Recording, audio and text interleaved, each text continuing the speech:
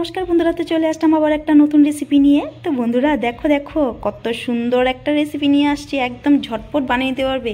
চা বসিয়ে দিয়ে বিকালে স্ন্যাক্স হিসাবে বাচ্চা বড় সবাই একদম চেয়ে খাবে, এতটা দুর্দান্ত হয়। দেখো কতটা লোভনীয় হয়েছে। একদম কম সময়ে কম উপকরণে ঘরে থাকা দু তিনটে উপকরণ দিয়ে আমি তৈরি করে নিয়েছি এই স্ন্যাক্স। দেখো, তো দীপার রান্নাঘরে স্বাগত জানিয়ে আজকে ভিডিওটা শুরু করব। দেখতে থাকো বন্ধুরা, আর সবাই একটা লাইক দিয়ে তারপর ভিডিওটা শুরু করবে, আর ভিডিও শেষে একটা ছোট্ট করে কমেন্ট করবে। ভালো লাগলে অবশ্যই শেয়ার করে দিবে বন্ধুদের সাথে। তো দেখতে থাকো বন্ধুরা, শুরু করলাম আজকে ভিডিওটা। আমি নিয়েছি মেজারিং কাপে 1 কাপ আটা। তোমরা চাইলে এখানে ময়দা ইউজ করতে পারো, তো আমি আটা দিয়েছি। আর এখানে দিয়ে দিব আমি দিয়েছি আমি শুকনো ঝরঝরে নারকেল কুড়া। আর দিয়ে দিব আমি সামান্য পরিমাণে নুন।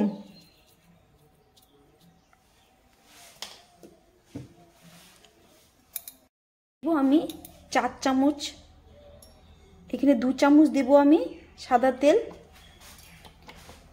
আর দিয়ে দিব আমি 2 চামচ ঘি।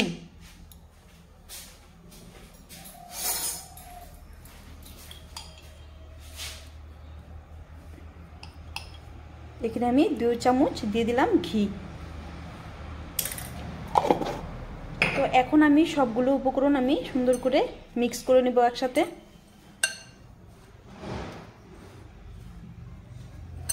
একদম ভালোভাবে আমার এইভাবে মিক্স করে নিতে হবে।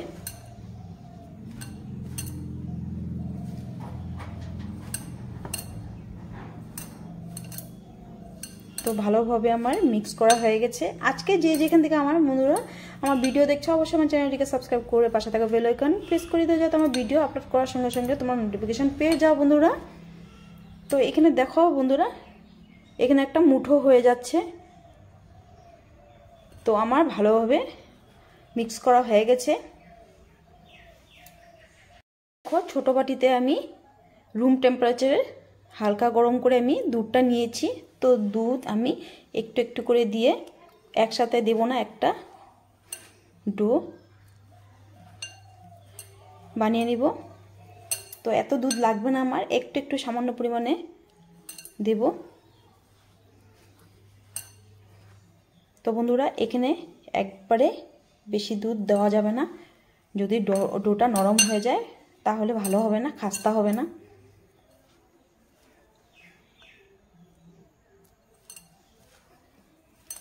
তো এইভাবে আমার শক্ত করে একটা ডো মেখে নিতে হবে।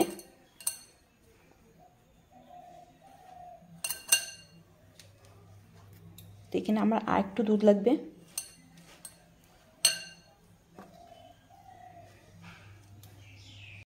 যা আমি দিয়ে দিব চিনি। তো পরিমাণ করে একটু চিনি বেশি দিতে হবে, তো চিনিটা তোমরা কম বেশি করতে পারো। এখন আমি মেখে নিব। দেখো, এখন আমার আর দুধ লাগবে না। তো চিনিটা এই পর্যায়ে দিতে হবে, তখন খেতে ভালো লাগবে। দেখো, এখানে আমার একটা শক্ত ডো আমি তৈরি করে নিয়েছি। তো একদম শক্ত হলে দেখো, একদম শক্ত করে, তো এটা আমি একটু সাইড করে রাখবো। এখানে একটা আমি থালা নিয়েছি, হাতে করে একটা করে এইভাবে নেব, গোল করব, একটু চ্যাপটা করে দেব। তো এইভাবে বিস্কুটের শেপে বানিয়ে নিব।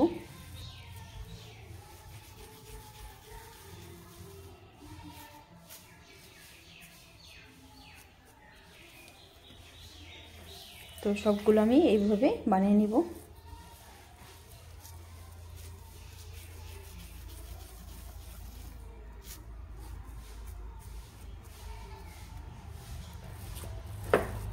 তো অবশ্যই ধ্যান দিতে হবে যাতে আমার ডোটা শক্ত হয়।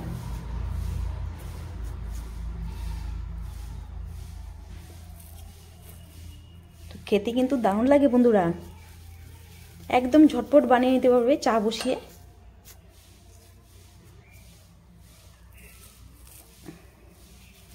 একদম কিছুটা উপকরণ দিয়ে, ঘরে থাকা উপকরণ দিয়ে তোমরা এইভাবে বানিয়ে নিতে পারবে ঝটপট।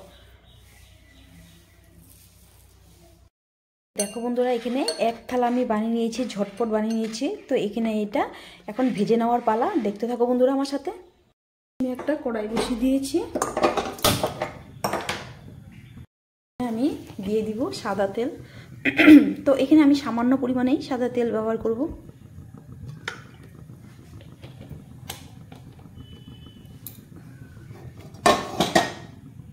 তো তেলটাকে আমি একটু চারপাশে ঘুরিয়ে নিলাম।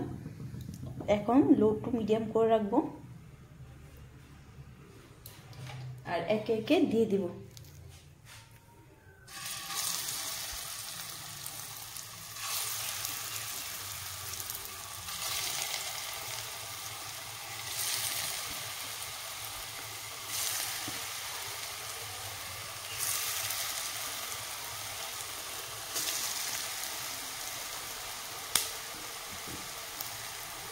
তো লো টু মিডিয়াম করে রাখতে হবে।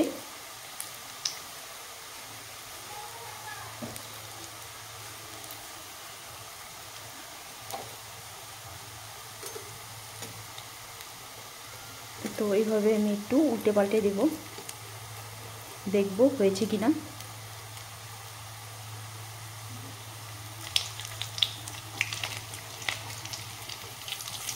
তো মনে হচ্ছে নিচটা লাল হয়ে গেছে, এক সাইড হয়ে গেছে।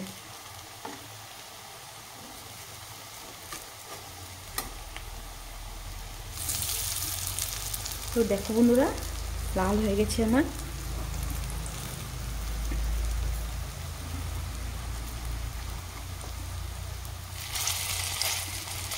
তো দেখো কত সুন্দরভাবে এক সাইড ভাজা হয়ে গেছে আমার। একদম আঁচটা কমিয়ে দেব।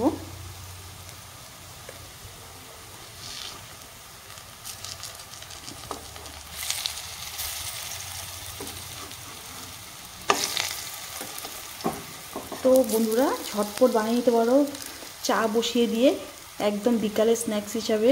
বাচ্চারাও খুব আরামে খাবে বা বড়রাও, খুবই স্বাদ লাগে খেতে।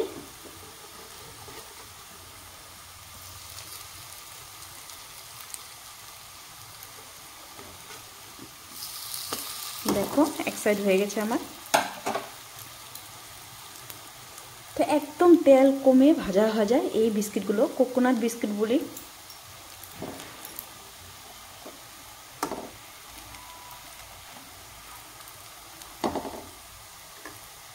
কতটা সুন্দরভাবে আমি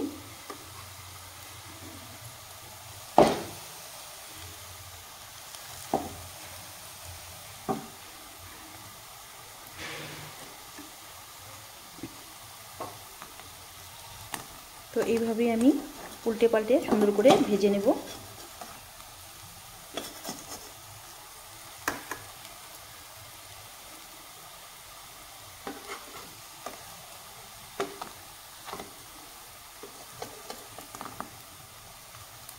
এটা একটু হবে।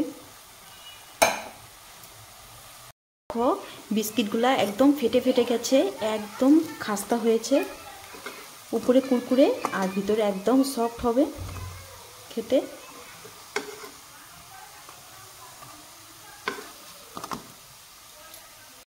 বন্ধুরা, সবগুলো আমি তুলে নিয়েছি, বাকিগুলো আমি ভেজে নেব। এইভাবে এগুলো আমি দিয়ে দিব তেলে, একইভাবে আমি এইভাবে ভেজে নেব।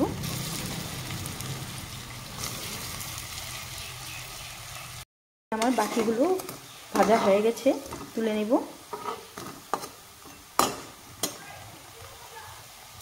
তো এগুলো আমি তুলে নেব। দেখো কতটা সুন্দর হয়েছে।